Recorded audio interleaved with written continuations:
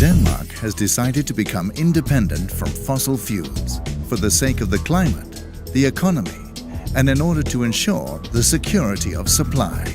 At present, wind and solar energy already delivers a good share of Denmark's energy, and this development will continue. But renewable energy is a major challenge for an energy system that is built upon fossil fuels. Energy production from wind and solar fluctuates. It fluctuates as the wind blows. So what renewables are reliable when there is no sun or wind energy available? Another challenge is the transport sector. How do we create an energy system of renewable energy where also cars, ships and planes can operate on fossil-free energy? A great example of an energy system that will ensure Denmark a 100% renewable energy system is called Smart Energy Systems, a coherent fossil-free energy system that will create lots of new jobs and green energy for the Danes, both in terms of electricity, heat and transport.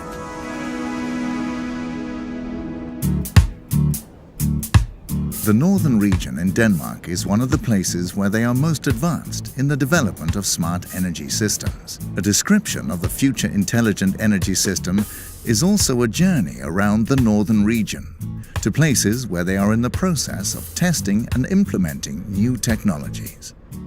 It is at the Department of Planning at Aalborg University that the idea of smart energy systems is developed and described. The researchers continuously review all parts of the Danish energy system, and the results have been thoroughly analyzed and compared with new technology solutions and opportunities. The unique thing about smart energy system is that in order to identify the cheapest and the best solution, you'll have to include the whole system. If you only look at electricity, then you can only find part of the solution. But if you look at electricity together with heating or together with biomass, then you can find better and cheaper solutions to integrate wind and to implement a renewable energy system. The key word is integration. In smart energy systems, the energy system for electricity, heating and transport must cooperate. They have to be integrated in order to cope with the fluctuating energy. To become independent of fossil fuels, Denmark needs to streamline its production and consumption of energy at the large combined heat and power plants and in private households. Public transport needs to be expanded, and energy optimization in buildings can reduce Denmark's consumption of space heating by 50%. In 2050, the Danes must use 25% less energy than today. And this despite a growth in society towards significantly more people than there is today. If we do not think of end-use energy savings, and if we do not think about the sectoral integration, then we end up in a situation where we have two problems. One problem is we will not have enough biomass available for our entire consumption. And the other problem is we will not be able to integrate the fluctuating renewable energy sources because it is only by having a sectorial integration that we are able to match the demand with the production from wind, PV and wave power in the future. And by doing this, we find the economic consequences of making this transformation are for sure within reach, and the total cost can be at the same level as we have of the energy system today, or maybe even lower.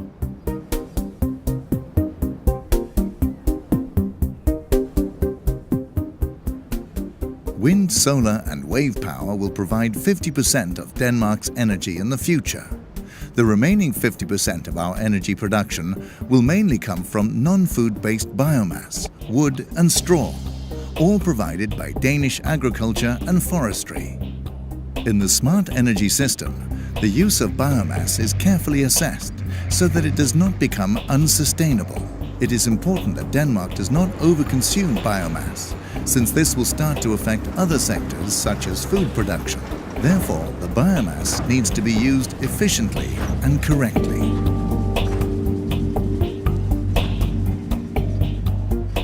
good share of straw and wood is already used directly as fuel in Danish CHP plants today.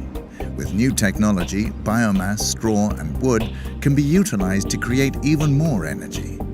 This will be done through the production of green gas, respectively through classic biogas production and thermal gasification. In thermal gasification, the organic material is heated. The high temperature means that gas is evolved. The process has a very high efficiency. Thermal gasification occurs, among other places, at the gasification plant Aalborg Heating Plant in the northern region. The plant is one of the most successful gasification plants and has been in operation since 1993. The plant is heated exclusively with untreated wood chips from forests in the local area. Another part of the green gas will come from classic biogas production. The production of biogas will be based on manure and other agricultural byproducts, as well as waste from households and industry. The ambition is that agriculture must provide 1/3 of Denmark's future energy production. The biogas will typically be produced in facilities such as here, at the biogas plant in Gårdstrup near Hjørring in the northern region of Denmark.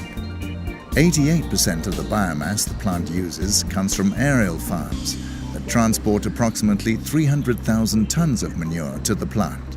The rest comes from energy crops. Gas production from the biogas plant at Hjørring corresponds to approximately 5,000 households' annual consumption of natural gas. Other places in Denmark, the manure will be transported in pipes to a common biogas plant. The biogas is produced by anaerobic gasification, a process that requires the biomass to be heated to 38 to 52 degrees. When the gas is extracted, the digested manure is transported back to the farm. The digested manure that comes back to the farm smells significantly less, and the fertilizer from the digested manure is absorbed much better by crops in the fields. Landbruget spiller en meget vigtig rolle i udbygningen af det smarte energisystem, og vi mærker, at investorer både nationalt og internationalt er interesseret i bioenergi. Og når vi kan fremvise gode budgetter og sikkerhed for investorerne, så mener vi bestemt, der er mulighed for at udbygge området.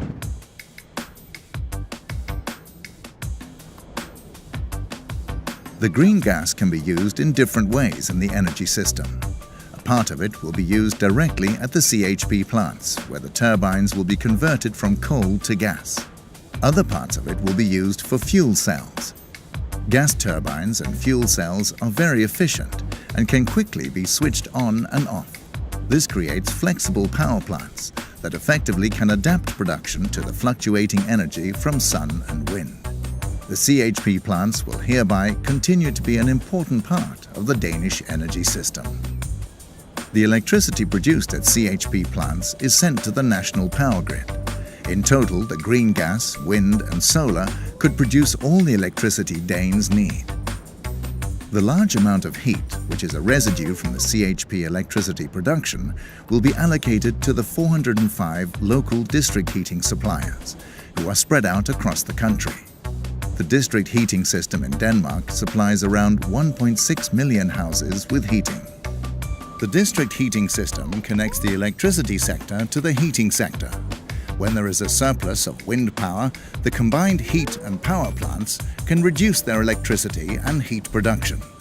And large-scale heat pumps can produce heat which can be stored in a thermal storage.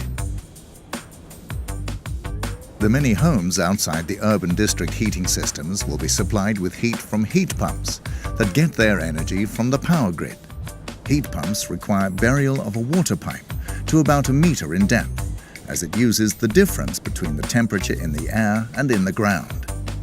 Solar panels on the roof of private housing or large commercial plants are already a great part of the heat supply system in Denmark and are to be expanded.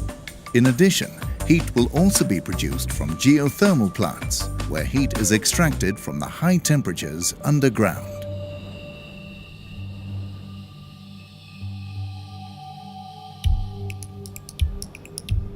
Electric cars are a way to use renewable energy in the transport sector, but electric cars cannot do it alone. New technologies and solutions must come into play to ensure renewable energy for the entire transport sector. One of these new technologies is the conversion of green gas, a conversion which is completed at a so-called hydrogenation plant. Such a plant is currently being planned for construction in Aalborg in the northern region. At the hydrogenation plant, the green gas is boosted with hydrogen and CO2. The CO2 is extracted from the smoke at the CHP plants, and hydrogen is produced by a surplus of electricity, which is generated when wind turbines produce more energy than what is needed. The hydrogen is produced through electrolysis and use electricity to split water into hydrogen and oxygen. A variety of liquid and gaseous fuels can be produced from the hydrogenation. Liquid fuels such as methanol and dimethyl ether, DME. In the smart energy systems, methanol is used to supply the cars which cannot be converted to electric vehicles.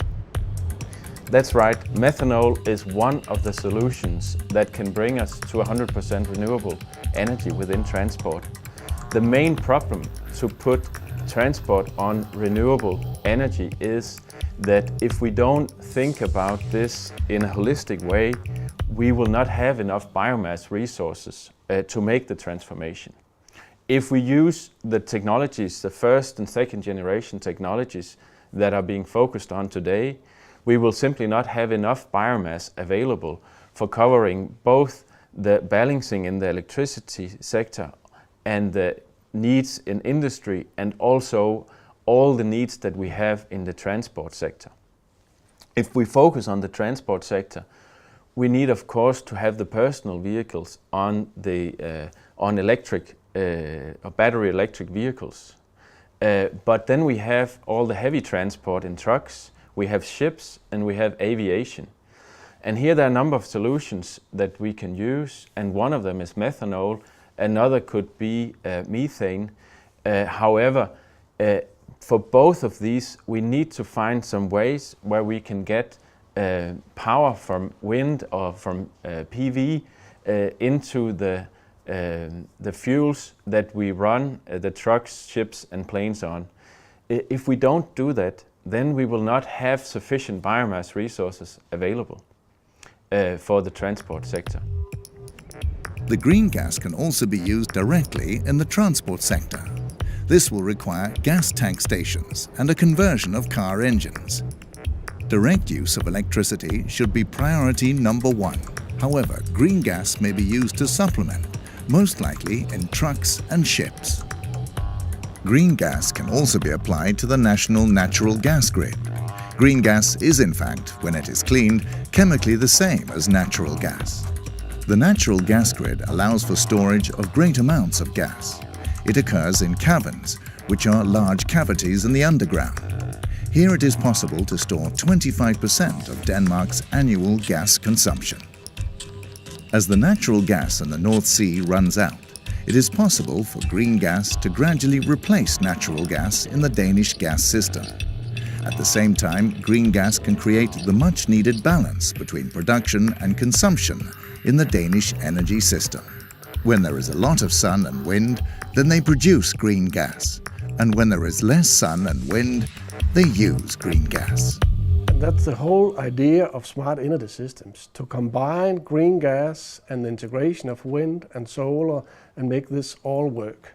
But it's not only the technical thing to do this, it's also how to implement it. And it also the idea that if we invest in doing all this in countries like Denmark and other countries that import fossil fuels, then we will spend the money on investments and then we will save imports of fossil fuels. And doing this is one of the best economy boosters we can have and job creations that we can possibly have in economies like the one in Denmark.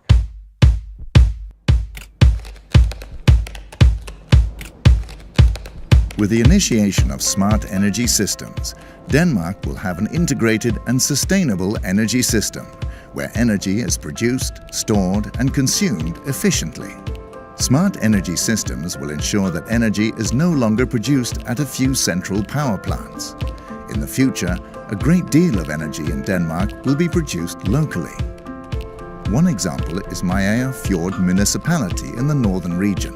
The municipality buys energy, primarily fossil fuels, for more than 1 billion kroner per year, money that leaves the municipality. In the future, local companies will become capable of offering the municipality to produce a large part of this energy as renewable energy.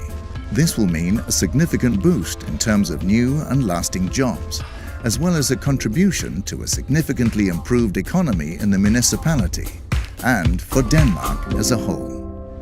For Mariagerfjord Kommune vil en omlægning af energiproduktionen, sådan at vi køber i dag for 1 milliard eksterne fossile brændstoffer til internt produceret biomasse med mere, betyde, at vi vil få dels en stribe en produktion ud af det, et antal arbejdspladser og et kompetenceløft.